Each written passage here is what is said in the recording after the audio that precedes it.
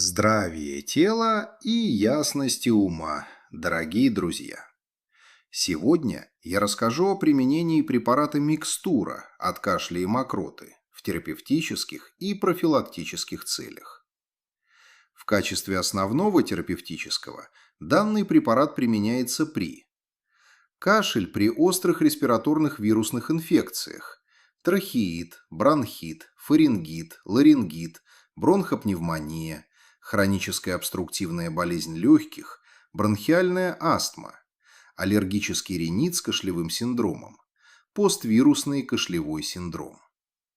В качестве составного компонента микстур и терапевтических комплексов данный препарат применяется при следующих заболеваниях: хроническая обструктивная болезнь легких, бронхоэктатическая болезнь, муковисцидоз, саркоидоз легких, туберкулез легких, плоскоклеточная карцинома бронхов, аденокарцинома легких, мелкоклеточная карцинома легких, метастатическое поражение легких. В качестве профилактической терапии микстура от кашля и мокроты применяется при следующих симптомах, состояниях и заболеваниях: частые респираторные инфекции, хронический кашель, повышенная вязкость мокроты, склонность бронхиальной обструкции, аллергические реакции дыхательных путей, сезонные воспалительные заболевания дыхательной системы.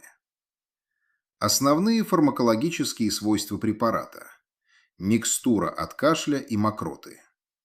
Отхаркивающая, муколитическая, противокашлевая, противовоспалительная, иммуномодулирующая, антиоксидантная, антимикробная, противовирусная, спазмолитическая, адаптогенная. В соответствии с фокусными фармакологическими свойствами и доказанной эффективностью, микстура от кашля и мокроты можно применять как замену следующим химически синтезированным препаратам: амброксол, бромгексин, ацетилцистеин, карбоцистеин, бутамират, преноксдиазин, гвайфенизин.